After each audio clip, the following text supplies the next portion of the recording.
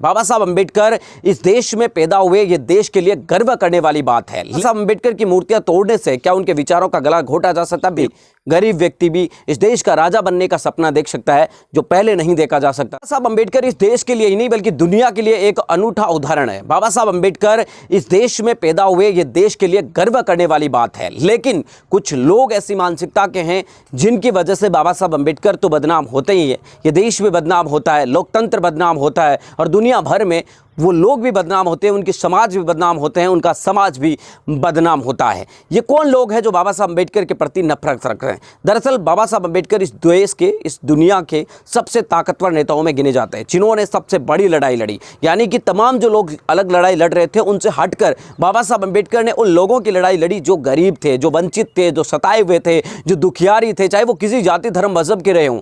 महिलाएं किसी जाति धर्म मजहब की रही हो, बाबा साहब अंबेडकर ने उन्हें अधिकार दिलाए हैं। गरीब तबका चाहे किसी भी समाज जाति धर्म का रहा हो, उनको भी उन्होंने अधिकार दिलाए। बाबा साहब अंबेडकर ने भले ही लाख दुख झेले हो, लेकिन संविधान लिखते हुए समय उन्होंने कभी भी मन में महसूस नहीं किया कि मेरे साथ इतने अन्याय हुए तो मैं उनका बदला लूं। उन्होंने कभी किसी से बदला नहीं लिया। आज बाबा साहब अंबेडकर जी की जयंती जब देश में मनाई जा रही थी तो कहीं असामाजिक तत्व है उन पर आपत्तिजनक टिप्पणियां कर रहे हैं। बाबा साहब अंबेडकर पर आपत्तिजनक टिप्पणियां करने से क्या बाबा साहब अंबेडकर के विचारों को कम किया जा सकता है? क्या बाबा साहब अंबेडकर की मूर्तियां तोड़ने से क्या उनके विचारों का गला घोटा जा सकता है? बिल्कुल भी नहीं घोटा जा सकता।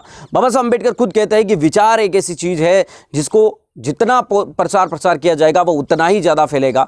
विचारों को भी उसी तरीके से सींचा जाना चाहिए जिस तरीके से पानी से पौधों को सींचा जाता है। यानी कुल मिलाकर बात यह है कि बाबा साहब अंबेडकर की जयंती के ऊपर जिस तरीके के घटनाक्रम हो रहे हैं देश भर के अंदर, इस तरीके के उड़ीसा के अंदर अंबेडकर जयंती मनाने वाले लोगों पर हमला के घटना हो, जोधपुर में बाबा साहब अंबेडकर की जयंती के ऊपर उनकी मूर्ति तोड़ने का मामला हो, भरतपुर के अंदर कुछ लोगों के द्वारा असामाजिक तत्वों के द्वारा उन पर आपत्तिजनक टिप्पणी करने का मामला हो, जुलूस निकाल रही महिलाओं के ऊपर हमला करने की, उन पर जाति सूचक कमेंट करने के मामला हो, चाहे बाबा साहब अंबेडकर जी के लिए लगाया गया जो टेंट है जयंती के लिए उसको आग लगाने की बात हो, ये तमाम तरीके की घटनाएं हाल फिलहाल में जब बाबा साहब अंबेडकर की जयंती थी 14 अप्रैल को तो देश ने देखी।